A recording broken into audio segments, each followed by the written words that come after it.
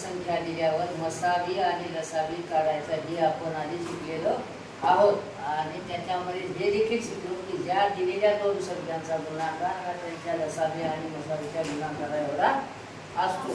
त्यावरच हे शाब्दिक उदाहरण आहे। दोन संख्यांचा गुणाकार 1280 आहे आणि त्यांचा मसावी 4 आहे, तर लसावी आणि मसावी काढा। याच्यामध्ये दोन गोष्टी दिल्या त्यांनी, दोन संख्यांचा गुणाकार 1280 आहे आणि मसावी किती आहे 4 आहे, तर आपल्याला लसावी काढायची।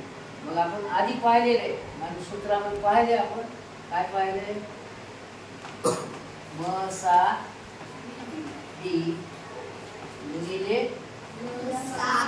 लसावी बरोबर आहे दिलेल्या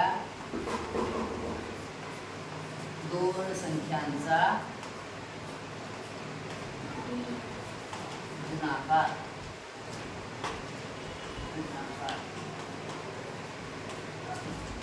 मग आता इथं काय दिले, मग मसावी किती दिलाय 4, मसावीच्या ठिकाणी ठेवून टाक, गुणिले लसावी किती दिलाय 1280 दिला नाही, 1280 दोन्ही संख्येचा गुणाकार दिलाय,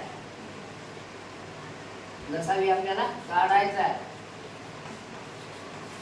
बरोबर आहे। दिलेल्या दोन संख्यांचा गुणाकार किती दिला 1280। चल 4 गुणाकार आहेत, आपण माहिती आहे आपल्याला बाजू बदलले की क्रिया बदलते, गुणाकारात आहेत भागाकारात जाते, जास्त खोलात जायचं नाही कारण माहिती आहे आपल्याला बाजू बदलले की भागाकारात जाणार।